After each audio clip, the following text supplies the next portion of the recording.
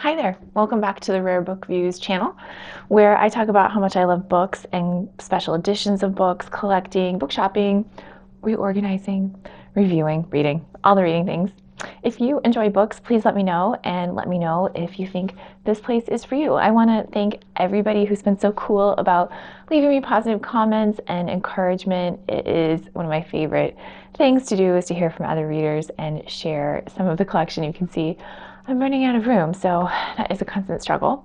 Today I thought I would tell you about some of my books for the season, for the October spooky season for young adults.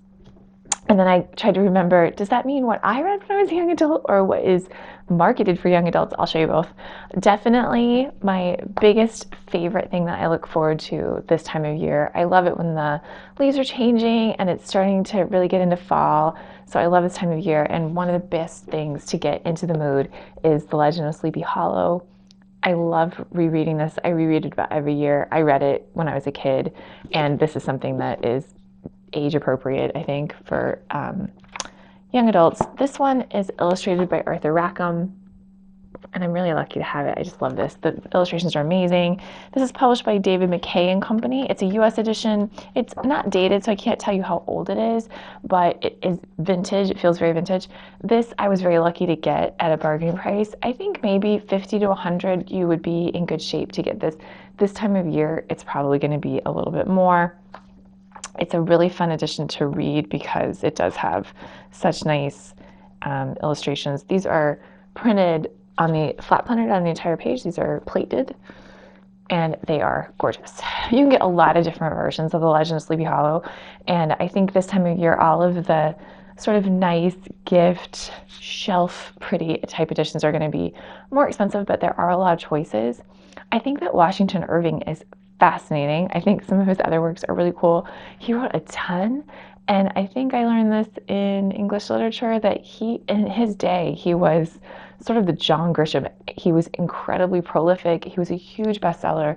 He was sort of the most famous author of the time, and now we really know him from this. So I like to think it's because it's his most significant work, to be generous. I also have an Arthur Rackham of Edgar Allan Poe. This is a reprint. This is like a 1970s. This is fairly affordable. I think you can get this one for 10 to 20 in that range. The illustrations are really cool. I love the end papers. Whew. And the illustrations in this one. This is Weather Vane Press. They reprinted a lot of Arthur Rackham, and this one's pretty affordable. I read Edgar Allan Poe when I was a young adult. We should all read books people don't want us to. I feel like that's the current theme, the climate we're living in. Read stuff people don't think you should. So for me, was a young adult book. I don't think you would not find it probably in that part of the bookstore, but I think it's right. And for this time of year, go crazy with some Poe. For stuff that is really sort of marketed towards young adults, and I read now as an adult, Harry Potter. That's all I have to say.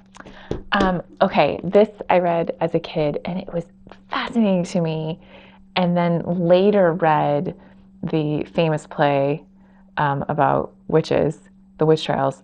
This book made an impression on me as a kid, and so I still like to revisit it and think about what happened. The Witch of Blackbird Pond. This was a huge Newbery winner, so it's one of those books that there were many editions, and it is harder to find a really, really early one. The one I have says 17th printing and then has a W, which is a printer's mark I'm really not that familiar with. But 17th printing sounds pretty early to me. It does have the Newbery sticker here, so you know it's later. It can't be the first one. It didn't get the award until after that. I paid a couple dollars for this at a book sale, but I think that this would also be pretty affordable to get, maybe $10. This is one of those things that makes you think about why were people accused of witchcraft and what does it really mean? She wasn't really a witch. This is just someone on the fringes of society who didn't have agency. But this is really written for the audience of young adults, and it makes you think. And I still read it as an adult. That's the cool one. Bedknob and Broomstick. I was just talking to someone about this the other day who said they did not know there was a book. And this, I just ran across it one time. You won't find that many copies of it. This is a book club edition, so it's a reprint. And it says that on the dust jacket, but it doesn't say it. It says it here on the lower inside front flap.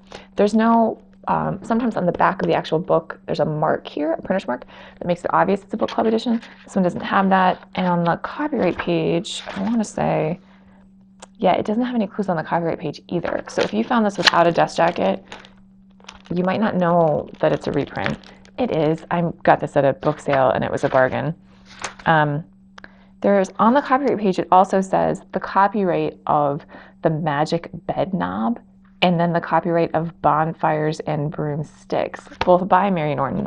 This is by Mary Norton. And my suspicion is, but I've never found documentation of this, that those two works were merged into this one, which became the basis for the movie, but I don't actually know that, so someone please tell me. I have looked for these other books that are on the copyright page, and I've never found them.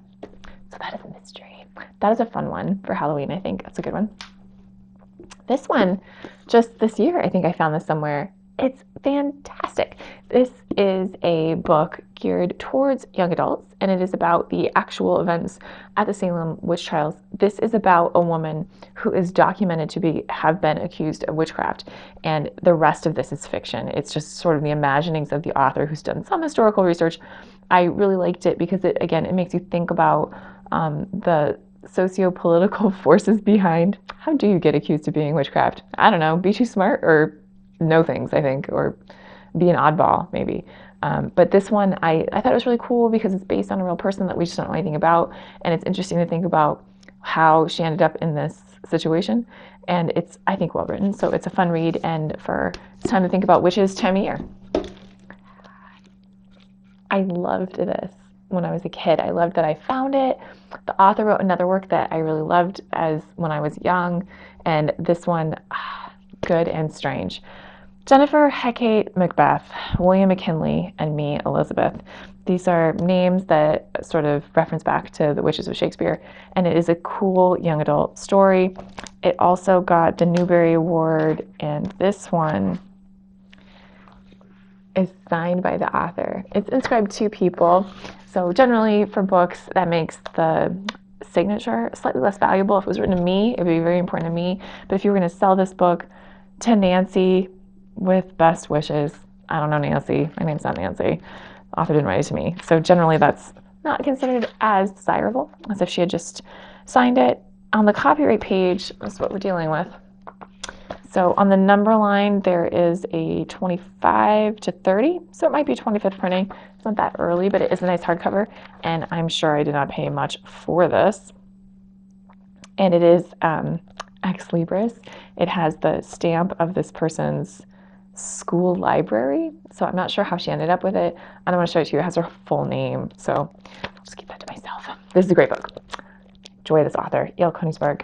Good stuff.